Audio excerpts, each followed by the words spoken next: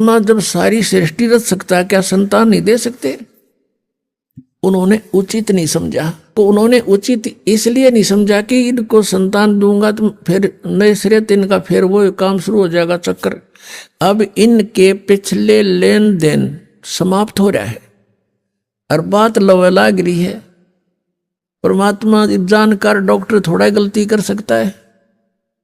Doctor गलती नहीं कर सकता कि इसमें ऑपरेशन बने बनाए काम ने फिर बिगाड़ दे। तो परमात्मा का उद्देश्य यहां से निकालना है, सभी आत्मा उसकी है। हम तो अपने सुख के लिए बेटे न रोए हैं कि बड़ा हो के कमाओ हैं और ये मुझे सुख दे फलाना करो, और वो बालक बीमार हो जाए 6 महीने और अच्छी खूब तो पैसे लगे, 1 साल में सारा परिवार न्यू कहे भगवान इसने ठा ले, इसका अच्छा था देखा नहीं जाता, घना दुखी हो रहा है। और परमात्मा जो फैसला करता है वो बिल्कुल सही करता है। तो संसार के विचारों से और आध्यात्मिक मार्ग में बहुत अंतर है। इसलिए कहते हैं जगत और भगत का बैर बना रहता है, विरोध होता है। विरोध का कारण यही है कि संसार की बातें अपने सतर की है और भक्तों की आध्यात्मिक मार्ग की बातें होती हैं। जैसे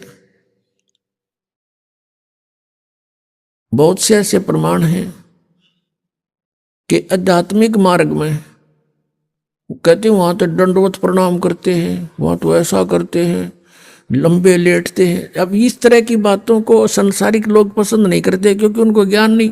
हमारा घीसा गल है, हम तो जो करें आनंद आता है, हमारे पुण्य बढ़ते हैं, अहंकार खत्म होता है। ये दुश्मन जो हमारे जीव का दुश्मन है अहंकार, इस तरह का होता है। तो समाज तो सोचता जिसका संतान नहीं होता निकम्मा आदमी, कर्महीन, इसकी शकल भी नहीं देखनी चाहिए। ये काल की प्रेरणा लोकवेद है।